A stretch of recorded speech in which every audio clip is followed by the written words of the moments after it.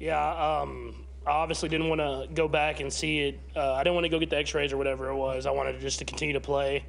I told him I would do it at halftime, but Coach, I mean, in the best interest of me, he made me go back there and get that X-ray before he put me back in the game. And for a while, I thought I could get and play through it. And then he said, "I'm not putting you back in, so you might as well go get the X-ray. And then if it's negative or whatever, I'll put you back in." So I ran back there, got the X-ray, and was able to finish the game.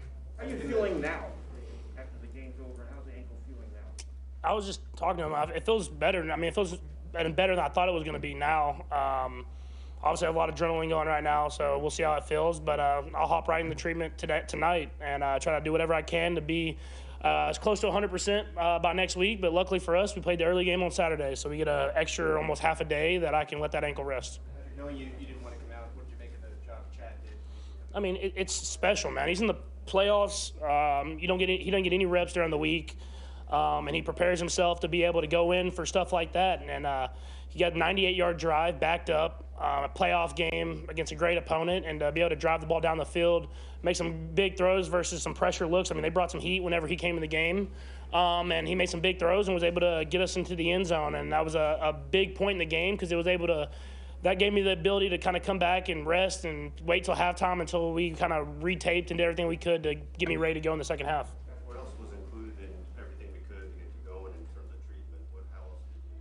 No real treatment. You don't have time to get treatment and stuff like that. But, I mean, you just put the spat on, get it tight, try to keep the swelling down, and then go out there and play. And they made me do a couple things in the locker room to show that I could move and protect myself if everything kind of pressure came, or whatever it was. And, I mean, credit to the team. Offensive line did a great job in that second half of protecting me.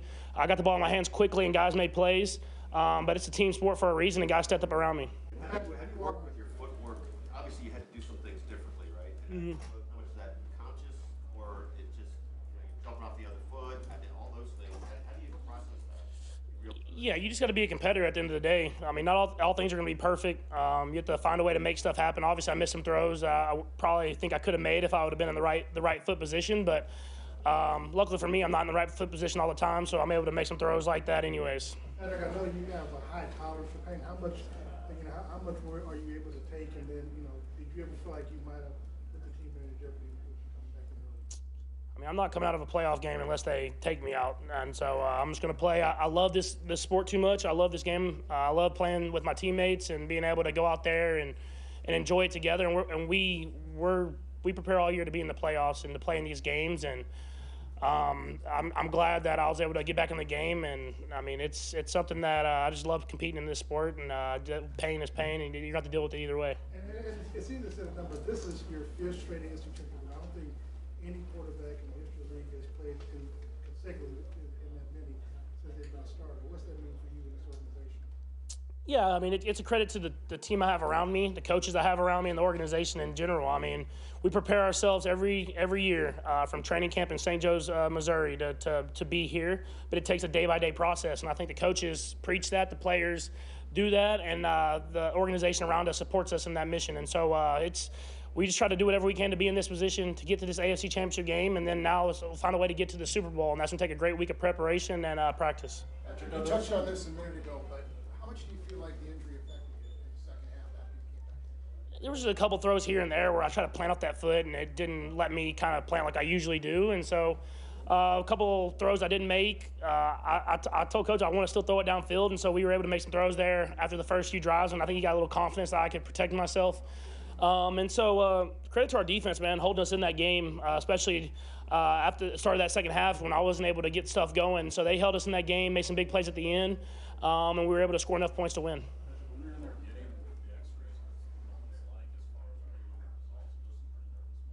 Yeah, pretty nervous moments, man. I mean, I always pray whenever stuff like that comes around, man, and just it's all in God's hands at the end of the day, and I just have to accept whatever it is and turn it into a positive. And so luckily for me, he blessed me to keep me injury-free as far as breaks or anything like that. And so now how can I prepare my body to be ready to go next week? And I'll start that tonight, and that process will be tough, but I'll be ready to go. Is that the game on TV for you? Yeah, well, I'll be watching the game for sure. I mean, playoff football is the best time of the year, man.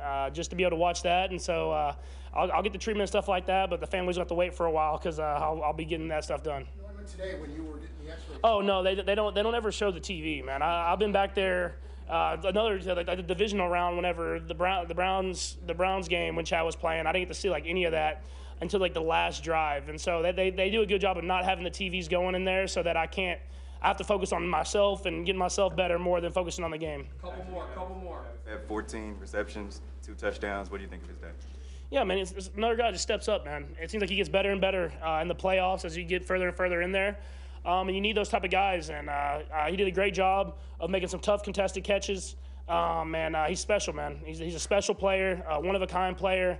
That's one of the main reasons that we've been able to be in this position so many times. What's it like being? The last drive of it, you guys scored a touchdown.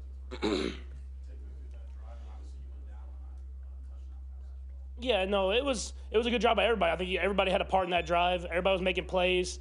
And that's what championship teams do, is that whenever stuff's not going their way and the game gets tight, how are you going to respond? And I went down, I kind of jumped and landed on the same ankle, but I had to find a way to get the ball in the end zone, and Marquez was there, and I needed to make the throw. And he stepped up and made a big play there at the end of the game to win it. Last two, Neil and Vi. 75,000 people thought this was going to be an easy game. What was it like being in a tight game with your situation with your ankle and with knowing your season's on the line? Yeah, I mean, I never think any playoff game is going to be easy. I mean, teams are here for a reason.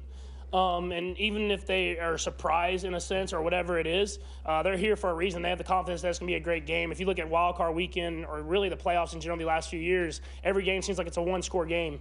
And so we came with the mentality that we were going to have to play to the very end. And obviously we had some adversity through there with some injuries and stuff like that. But I was proud of how the guys responded and were able to figure out a way to get the win. Last one. Patrick, this is probably hard to separate, but how much do you feel like your urgency to get back in was, I got to play, and how much as a signal to your teammates, galvanize them? Yeah, I mean, obviously you want to play. I mean, you just want to play because you've built that time from St. Joe. You've spent this time with your teammates and built up for this moment, and so you don't want to let guys down or whatever it is. You want to be in the game and be able to go out there and show off what you've worked for. But I don't think it really was anything for the team because the team has so much belief in Chad, and he's done it before. He's won divisional games by coming in and playing. And so they had so much belief in Chad, and you saw it in that 98-yard drive. He ran the offense the way the offense is supposed to be ran. He threw it to the right guys, and guys stepped up and made plays. And so that's what a great team does. It's not about one guy. It's about the whole team. Great. Hey. He came in, got x-rays, everything done, and then was able to come back in. And then Legarius did the same thing. He was able to make sure the thing was set and in a good position and came back in. So all in all, heck of a game. We appreciate the fans, and they were incredible. I thought both sides of the ball and special teams did a nice job tonight. Special teams was against one of the best teams in the league, special teams wise. Pro Bowl returner, and that last punt was a beautiful thing. Bucker, I very seldom start with special teams, but Bucker kicked the ball well, and he also tackled well. So that was a big tackle. And then offensively, I thought the guys, I thought the whole group played well. It was great to see Chad come in that backup role, and I thought everybody kind of stepped their game up and had so much confidence in Chad, and he executed. But I thought everybody around him did a nice job too. And then Pacheco with 95 yards or whatever he had there, I thought he did a tremendous job running the ball. Kendrick, likewise, he did a nice job too. So, and then Kelsey, every time I stand up here, I feel like he breaks another record. So he broke some record, and then he also had 98 yards and 2 TDs and did a great job there.